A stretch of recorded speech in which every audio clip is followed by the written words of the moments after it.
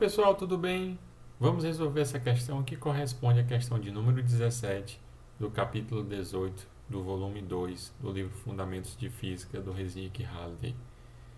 Essa questão está dentro do capítulo de termodinâmica que envolve conceitos da lei zero da termodinâmica, a primeira lei da termodinâmica, temperatura, termômetros, calor, ok? Essa questão em especial envolve os conceitos de dilatação térmica. A questão 17 diz o seguinte: uma xícara de alumínio com volume de 100 centímetros cúbicos está cheio de glicerina a 22 graus Celsius. Que volume de glicerina é derramado se a temperatura da glicerina e da xícara aumenta para 28 graus Celsius? A questão dá o coeficiente de dilatação volumétrica da glicerina, que é 5,1 vezes 10 a menos 4 por grau Celsius. E o coeficiente de dilatação linear do alumínio é 23 vezes 10 a menos 6, que é um valor já bastante utilizado em outras questões. Ok?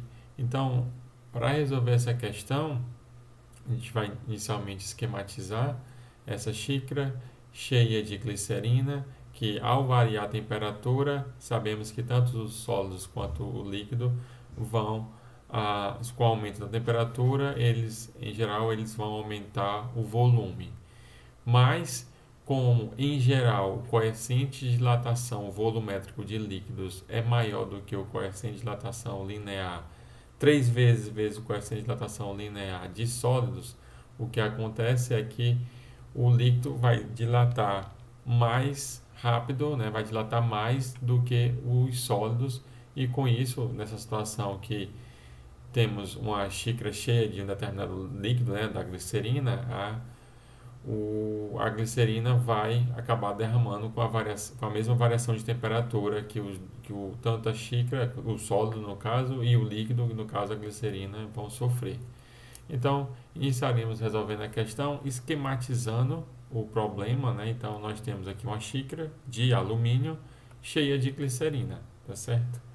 E, inicialmente, ela está a temperatura de 22 graus Celsius.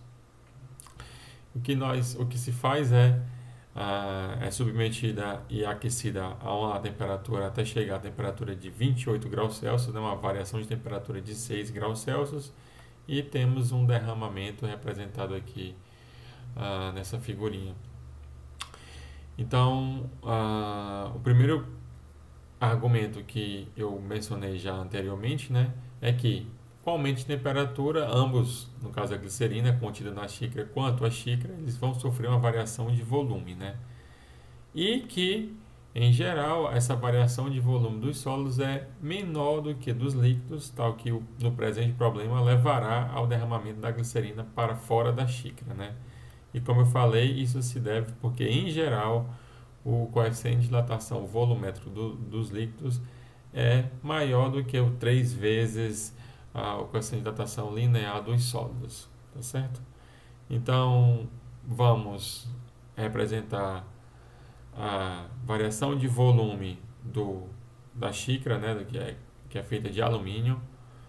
Vamos representar a variação de volume do líquido aí da glicerina, e o volume derramado é justamente a diferença dessas variações de volume da glicerina menos o da xícara, tá certo? Então começamos escrevendo aqui a variação de volume da xícara, que é feita de alumínio.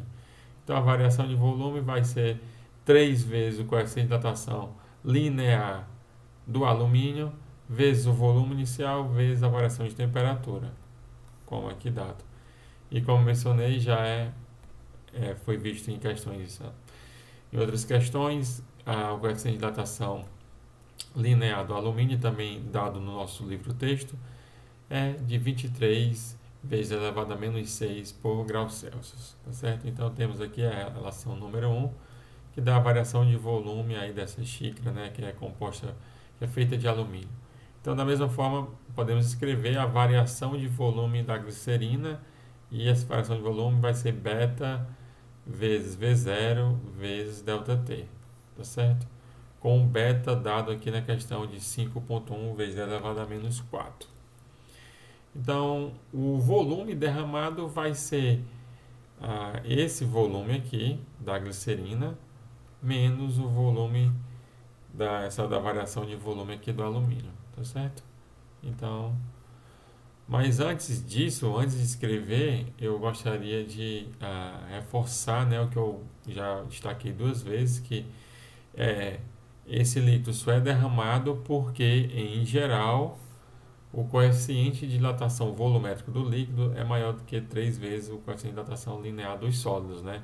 E aqui eu menciono na frase, né, note que a afirmação das variações de volume é facilmente entendida pelos valores de alfa do alumínio e beta da glicerina, tal que o beta da glicerina é maior do que 3 vezes o alfa do alumínio, né? Basta comparar esses valores da equação 2 e da equação 1, né? Aqui é 10 a menos 6, aqui é 10 a menos 4. Então é fácil ver que beta é bem maior do que o alfa aí do alumínio. E outra ponto que eu gostaria de destacar antes de calcular essa variação do volume para saber o volume derramado é que em ambos os casos, como a glicerina preenche por completo a xícara, né? A xícara está cheia, então os volumes iniciais nas duas situações é o mesmo, né? Então, anote que nas equações 1 e 2 que o volume inicial da glicerina é o volume da xícara, supondo que ela comece cheia, né?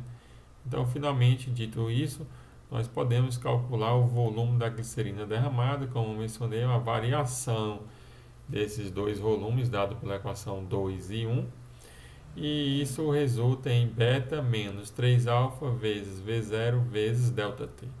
Então, a questão dá essa variação de temperatura, né? Dito que a temperatura inicial é de 22 graus Celsius e a final 28, então o ΔT aí é de 6 graus Celsius. O volume inicial, a questão também dá, que é 100 centímetros cúbicos. E os betas nós temos, né? Então é só substituir os valores.